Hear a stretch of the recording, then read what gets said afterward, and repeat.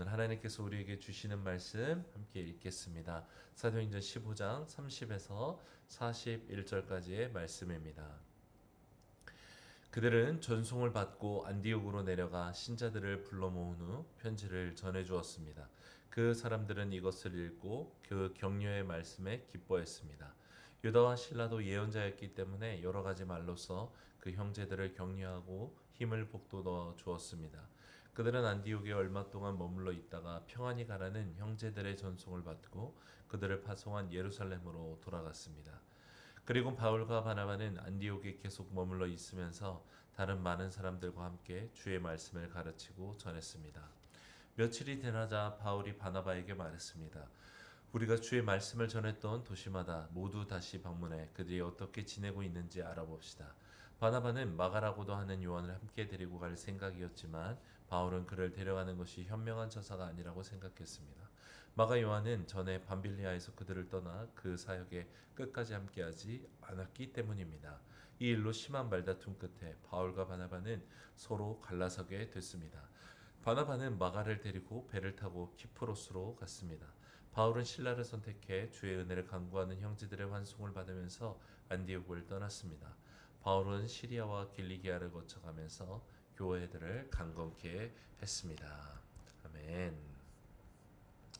오늘 이 말씀은 두 가지 내용을 담고 있죠. 먼저 30절에서 35절까지는 예루살렘 교회에서 있었던 회의의 내용을 이제 안디옥 교회에 전해주는 이야기가 나옵니다. 안디옥에 도착했던 바울과 바나바 그리고 유다와 실라는 안디옥 사람들 곧 이방이었지만 예수님을 믿어서 하나님의 자녀가 된 자들에게 이제 회의했던 내용의 편지를 전달하게 되죠. 주요 내용은 할례를 받거나 율법을 지키지 않아도 된다라는 것입니다. 그렇게 주장했던 일부 유대인들의 주장은 사실이 아니라는 것. 그렇지만 우상에게 바쳐진 음식, 또 피와 목매어 죽인 짐승의 고기를 먹는 것을 삼가고 음행을 멀리하는 것을 당신들에게 요구합니다라는 내용을 담고 있었죠. 이 편지를 들었던 안디옥 교회 사람들의 반응이 31절에 나옵니다. 그 사람들은 이것을 읽고 그 격려의 말씀에 기뻐했습니다라고 말합니다. 예루살렘의 회의의 내용을 들은 이 안디옥 교회의 사람들이 기뻐했다라는 것이죠. 그리고 그 말을 격려의 말로 받아들였다라고 말합니다. 또 32절에 유다와 실라가 여러 가지 말로써 안디옥 형제들을 격려하고 힘을 북돋아 주었다라고 오늘 성경은 말씀합니다.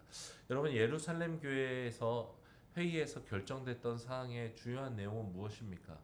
그리스도 예수께서 완성하시고 폐하셨던 율법의 멍에를 이방인에게 더 이상 씌우지 않으면서도 동시에 율법을 따라 거룩하게 살고자 했던 유대인들을 존중하고자 그것을 포함한 내용들이 들어가 있었습니다. 곧 이 결정사항의 근간에는 사랑하는 마음이 자리 잡고 있었다라는 것이죠. 이방인이라고 배척하거나 율법을 그냥 무조건 지켜야 한다고 말하는 것이 아니라 예수님을 믿기에 그들을 사랑으로 품는 결정이었고 또 유대인이라고 해서 그냥 이 예수님이 완성하신 것들을 그냥 너희도 무조건 따라야 돼. 너네가 잘못하고 있는 거야 라고 일관하지 않고 오히려 이방인들에게 적절한 절제, 성경이 말하는 거룩함에 이르는 절제를 권함으로써 유대인들에게는 또 마음의 안전지대를 주는 결정이었습니다. 이 현장에 있었던 바울은 이후에 고린도 교회에 제사 음식을 먹는 문제가 불거졌을 때 고린도전서 8장에서 이렇게 말합니다. 곧 우리는 그 우상에게 바쳐진 음식이라도 우상이라는 것이 존재하지 않는 허상에 불과한 것이기 때문에 하나님을 믿는 사람은 먹는 것에 의해서 아무런 해를 받지 않는다라는 거예요. 하지만 유명한 말씀이죠. 고린도전서 8장 11절에 만일 음식이 내 형제를 실족하게 한다면 나는 영원히 고기를 먹지 아니하여 내 형제를 실족하지 않게 하리라 라고 말합니다.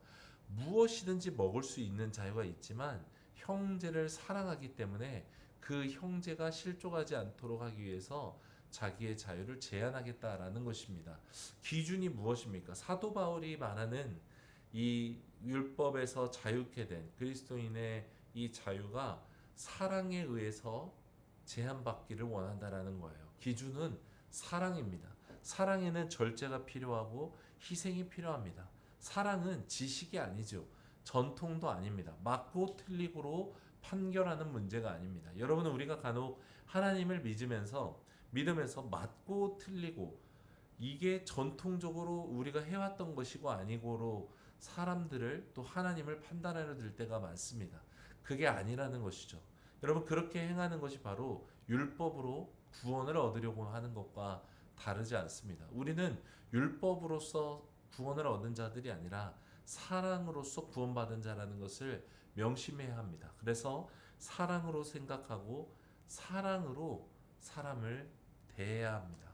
오늘 예루살렘 교회의 많은 유대인들은 자신들이 믿어왔고 수호해왔던 절대적인 믿음의 조건이었던 할례를 강요하지 않고 율법 준수를 하지 않아도 된다는 엄청난 결정을 내렸습니다. 여러분, 이 결정은 결코 쉽지 않았죠. 그러나 사랑 때문에, 예수님께서 내게 베푸신 이 사랑 때문에 나도 내려놓는 거예요. 나 같은 인간을 기다려주시고 용서하시고 받아주신 예수님이 얼마나 많은 시간 동안 나를 내려놓아 주셨을지를 가늠할 수 없는 그 은혜 때문에 예수님을 믿게 된 사람은 더 이상 다른 잣대로 다른 사람을 판단하는 주인 노릇을 하려 들지 않는 것입니다. 오직 사랑으로 행한다라는 것이죠. 우리도 마찬가지여야 할 것입니다. 얼마나 쉽게 다른 사람을 판단하고 비판하는 말이 우리 안에서 되뇌어지는지 모르겠습니다. 여러분, 같은 잣대로 하나님이 우리를 판단하셨다면 정말 우리는 가루도 남지 않을 죄인이었을 것입니다. 그런데 어찌 우리가 옳고 그름을 말하며 형제 판단하는 것을 자꾸 내가 사용하고 내가 동참하려 들겠습니까? 사랑입니다. 오직 사랑으로 행하는 우리 모두가 되기를 원합니다. 32절의 유다와 실라를 보십시오. 그들은 예언자였다라고 말합니다. 성령으로 충만하여 성령께서 알게 하시는 것들이 있었고 말하게 하는 것들이 있는 은사를 받았다라는 것이죠. 이들의 은사는 어떻게 사용되고 있습니까? 여러 가지 말로써 그 형제들을 격려하고 힘을 북돋아 주었다라고 말합니다. 고린도서 12장과 14절에 바울이 은사에 대해서 말하면서 말했던 것과 마찬가지로 성령으로 말미암는 은사가 교회의 덕을 세우는 일에 사용되고 있다는 것을 우리가 보게 됩니다. 유다와 실라가 자기들의 생각과 전통에 따라서 안디옥 사람들에게 말했다면 안디옥 사람들은 불편했을 것이고 책망과 두려움이 임했을 것입니다. 그러나 이들의 말로 주눅들었고 걱정했던 안디옥 사람들은 예전에 그 어려움으로부터 유다와 실라의 말을 듣고 힘을 얻었고 기뻐할 수 있었다라는 것이죠. 그 근간이 바로 사랑으로 말했기 때문에 그렇습니다. 안디옥 사람들, 곧 이방인이었다가 예수님께 돌아온 그들을 구원하기 기뻐하셨던 하나님의 사랑을 가지고 말했기 때문에 힘을 얻고 기뻐할 수 있었던 것입니다. 여러분, 성령을 따라 행하는 사람의 언행은 예수님의 모습을 벗어나지 않아야 합니다. 예수님은 가늠하다가 현장에 잡혀왔던 현행범으로 잡혀왔던 여인에게조차 사람들이 있는 현장에서 공개적으로 그 여인의 죄를 정죄하거나 판단하지 않으셨어요. 죄를 그냥 없는 것처럼 해줬다라는 것이 아닙니다. 공개적인 정죄를 받지 않도록 그 여인을 보호해 주셨어요. 용서해 주셨어요. 그리고 다시 믿어주시죠. 다시 기회를 주셨어요. 왜 그렇습니까? 사랑하기 때문에 그렇습니다. 내 자녀와 같기 때문에 다시 한번 기회를 주셨던 것입니다. 여러분, 우리가 은사를 받아 하나님이 먼저 알게 해주시고 보여주시는 것 같은 것이 있다 할지라도 말하는 것을 조심해야 될 이유가 여기에 있습니다. 우리의 탐욕과 교만이 자꾸만 내가 알게 된 것을 말하고 싶어지고 그러함으로 높아지고 싶어 하기 때문에 그렇습니다. 우리가 은사를 사모하되 사람을 살리는 일에 사용되고 곧 교회의 덕을 세우는 일에만 사용되도록 절제를 배우는 것이 더 중요합니다. 이것에서 벗어날 때 나를 높이는 우상 숭배로 순식간에 빠지게 된다는 것을 기억해야만 하겠습니다. 두려움을 일으키고 정죄하는 말이 아니라 평안을 주고 격려와 힘을 북돋아주는 생명의 말을 전하는 우리 모두가 되기를 간절히 원합니다. 이제 36절부터 바울은 2차 전도 여행이 시작되는 부분을 이야기하고 있습니다. 36절에 바나바에게 바울이 이렇게 말하죠. 우리가 주의 말씀을 전했던 도시마다 모두 다 다시 방문해서 그들이 어떻게 지내고 있는지 알아봅시다 라고 말해요. 지난번에 방문했던 곳들을 다시 방문하자는 제안이었습니다. 바나바도 당연히 그러길 원했죠. 그런데 우리가 한 가지 문제가 생기는 것을 읽게 됩니다. 바나바는 자기 조카였던 마가라고도 하는 요한을 다시 데려가기를 원했어요. 그런데 바울은 38절에 지난번 전도여행 때 제가 돌아가 버렸는데 그에 다시 걔를 데려가는 것은 맞지 않다라고 주장합니다. 그래서 이 둘은 심하게 다퉜다라고 말하고 결국에 두 사람이 따로 전도여행에 들어가게 됩니다. 바나바는 요한과 함께, 이 마가와 함께, 바울은 실라와 함께 2차 전도여행길에 오르게 되는 것이죠. 두 사람의 다툼으로 인해 당연히 두 사람 모두 마음이 아팠을 것입니다. 여러분, 바나바는 누구였습니까? 회심한 바울을 아무도 믿어주지 않을 때 바울 편에 서서 바울의 회심이 진짜라고 손수 증인이 되어 주었던 사람이었습니다.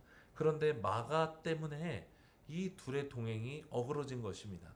그러나 그러함에도 하나님의 섭리와 역사는 성령 충만했던 두 사람을 통해 더욱더 활발하게 이루어졌다라는 것을 우리는 알게 되죠. 여러분, 이 말씀에서 가장 놀라운 것은 하나님께서 바나바와 바울의 어떤 한 사람의 말이 맞다라고 손들어 주지 않으신다라는 거예요. 맡겨주세요. 서로 심하게 다투고 심지어 분열하는 것처럼 따로 전도 여행에 가는 것이 틀린 것처럼 보여지는데 그렇지 않다라는 거예요. 주님 안에 있고 성령 안에 거하는 두 사람이 다투게 될지언정 오히려 그들이 둘로 나뉘어져서 하나님의 말씀의 복음을 전하는 것이 오히려 하나님의 섭리 가운데서 열매를 맺게 되긴다라는 것입니다. 여러분, 하나님은 우리를 각자 지음받은 은사와 기질대로 사역해가는 과정들을 인정해 주세요. 하나님은 통제하고 조정하는 분이 아니시라는 것입니다. 오히려 우리가 치열하게 다투기도 하고 논의하기도 하고 논쟁하기도 하는 이 과정들을 사용하신다라는 거예요. 여러분, 하나님의 일에는 맞고 틀리고의 문제로 우리를 대하지 않으신다라는 것입니다. 교회에서 사역을 어떻게 해야 할지, 선교를 어떻게 해야 될지, 예배를 어떻게 해야 될지 우리가 논의할 때 맞고 틀리고의 기준이 하나님께 없다라는 것입니다. 서로의 생각이, 의견이 다를 수밖에 없습니다. 우리 모두가 다르기 때문이 그렇습니다. 누군가는 어떤 방법을 먼저 해야 된다라고 말할 때 우리가 틀렸다라고 말하기보다 내가 생각하기에는 이것을 먼저 해야 된다라고 생각하고 그렇게 다양성이 표출되는 것 안에서 교회가 정한 질서를 따라 최선의 결정을 해 나가는 것이 필요한 것이죠. 언제나 하나의 결과를 모두가 동의하는 가운데서 도출할 수 있다면 좋겠지만 그렇지 않더라도 치열하고 논의하고 기도하되 하나님을 경외함으로 또 결정된 것에 순종하는 겸손이 필요한 줄 믿습니다. 또 하나 마지막으로 여러분, 마가라 하는 요한은 누구였습니까? 우리가 그렇게도 잘 알고 있는 마가의 다락방에 모여 성령을 받았던 120여 명의 제자들이 함께 모였던 다락방이 있던 집의 아들, 그가 곧 마가라 하는 요한이었습니다. 여러분, 당시에 120여 명의 제자들이 함께 모여서 기도할 수 있었고 또 거기서 먹고 잘 수 있었다라는 것은 마가의 집이 그만큼 굉장히 부자였다라는 것을 알 수 있는 것이죠. 그의 어머니 마리아는 기꺼이 자기 집을 내어줄 수 있었던 부자였을 뿐만 아니라 신실한 믿음의 여인이었던 것이고, 아들 마가는 사실 부잣집 아들로서 그냥 이 신앙 안에서 자라났다라는 것을 우리가 충분히 추측할 수 있습니다. 그런 마가가 1차 전도 여행 때 삼촌이었던 바나바를 따라서 무려 전도 여행을 나선 것입니다. 여러분, 지금도 여행하게 될 때 불편하고 어려운 점들이 있었을 텐데 부잣집 자제로서 그 당시에 전도 여행을 따라 나선다는 것은 얼마나 어려운 일을 경험하게 되는 것인지 상상하기 쉽습니다. 사도행전 13장 5절을 개역 개정으로 보면 마가는 수행원으로서 바울과 바나바를 도왔다라고 말씀하고 있어요. 평생 종들을 부렸을 이 마가가 이제 자기가 종과 같은 역할을 했다라는 것이죠. 힘들었을 거예요. 아마 이러한 저러한 이유로 요한이 이 마가가 중도에 포기하게 되어서 1차 전도여행 때 이탈하게 되었고, 복음을 위해서 사실 모든 것을 내던지고 생명까지도 걸고 사역했던 바울에게 이런 마가의 모습은 굉장히 불편하게 다가왔을 거라는 것이죠. 그래서 마가가 2차 전도여행 때 함께 가는 것을 바울은 원하지 않았던 것입니다. 여러분, 이 사건에서 사실 가장 마음이 어려웠던 사람은 아마도 마가 자신이었을 것입니다. 그래도 하나님을 사랑했기 때문에 기꺼이 전도 여행을 함께하고 자기가 드려지길 원했지만 잘 씻지 못하고 먹지 못하고 사람들에게 때로는 무시당하면서 겪는 수많은 일들 속에서 마가는 어쩌면 자신의 밑바닥과 한계를 보며 도망쳐 버렸던 것이기 때문입니다. 그러나 여러분, 1년의 시간이 지나서 마가는 오늘 다시 한번 용기를 내서 전도 여행에 합류하고자 했던 것입니다. 굳이 편하게 먹고 잘 수 있는 이 잘 살 수 있는 자리를 다시 떠나 하나님을 위해 자신의 삶을 드리기 원했던 것이죠. 왜 그렇습니까? 마가 안에 하나님의 사랑이 있었기 때문에 그렇습니다. 하나님의 사랑을 경험했기 때문에 가만히 있을 수 없었던 것이죠. 삼촌 바나바도 이런 마가에게 기꺼이 다시 기회를 주기 원했던 것입니다. 마치 바울에게 위로자가 되었고 후견인이 되었던 것처럼 위로의 아들이라는 이 바나바의 이름 그대로 바나바는 다시 마가를 위로하고 그를 격려하고 힘을 북돋아 주기 원했던 것이죠. 그렇게 바울과는 함께 갈 수 없었지만 마가는 바나바와 함께 키프로스 섬, 곧 구브로 섬을 시작으로 다시 전도 여행을 나아갈 수 있게 됩니다. 그렇게 마가는 착하고 성령으로 충만했던 바나바와 동행하면서 바나바로부터 많은 것들을 배우게 되었을 것입니다. 시간이 지나서 이 마가는 자기 집 다락방에서 많이 보았을 베드로를 따르게 됩니다. 부자였기 때문에 또 로마 시민권을 아마도 돈으로 샀을 것이기 때문에 헬라어에 능통했던 로마 시민권자였던 이 마가가 베드로와 동행하면서 베드로의 복음 사역은 큰 힘을 받게 되었을 것입니다. 그렇게 마가는 베드로와 계속해서 먹고 자고 동행하면서 베드로가 들었던 경험했던 예수님에 대한 많은 이야기를 듣게 되고 성령의 감동하심을 따라 이 마가가 최초의 복음서라고 여겨지는 마가복음을 기록하게 됩니다. 재밌는 점은 베드로의 그 급하고 빠른 성정이 마가복음에서도 이 마가를 통해 그대로 드러난다는 것이죠. 마가복음은 복음서 가운데 굉장히 빠른 전개로서 사건들을 기록하고 있는 것이 가장 큰 특색인 것이죠.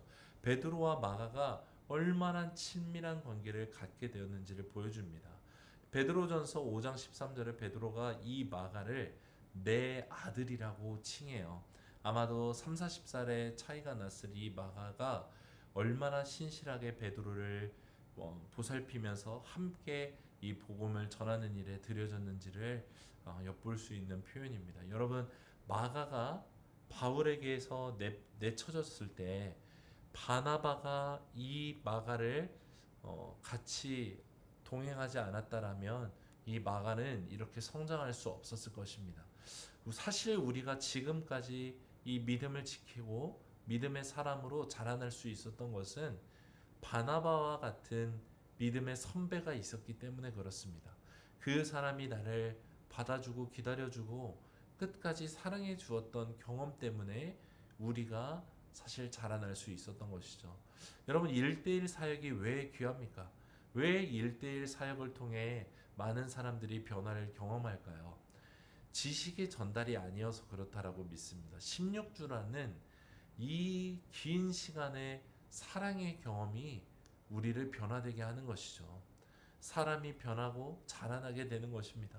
여러분, 순장으로 섬기는 것이 왜 귀한 것입니까?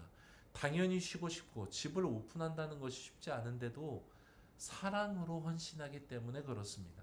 내 욕구보다 하나님께 받은 사랑 앞에 나를 내려놓기 때문에 하나님의 사랑과 은혜가 경험되어지고 그로 인해 변화되는 것입니다. 우리 시대는 바나바와 같이 헌신하려는 사람이 점점 더 줄어들고 있습니다. 마가처럼 다시 낮아져서 배우고자 하는 사람들이 줄어들고 있습니다. 자기를 위하고 자기를 사랑하기에 급급하기 때문에 그렇습니다. 그러나 여러분, 우리를 사랑하신 예수님께서는 자기의 모든 삶을 제자들에게 주셨습니다. 사랑으로 모든 것을 내어주셨죠. 그래서 제자들이 변했던 것입니다. 사랑이 변하게 했고 사랑을 나누는 사람 되게 했던 것입니다. 바라기는 우리 모두가 바나바와 같은 사람이 되길 원합니다. 사랑함으로 다른 사람을 자라나게 하는 하나님의 사람이 되기를 원하는 것입니다. 또한 마가처럼 겸손함으로 하나님을 사모하고 배우기 힘쓰기를 원합니다. 그리하여서 우리 안에 사랑의 교제가 넘쳐나고 사랑함으로 자라남의 간증들이 계속되는 우리 공동체가 되기를 원하는 것입니다. 오직 사랑으로 살아가는 우리 모두가 되기를 간절히 소망합니다.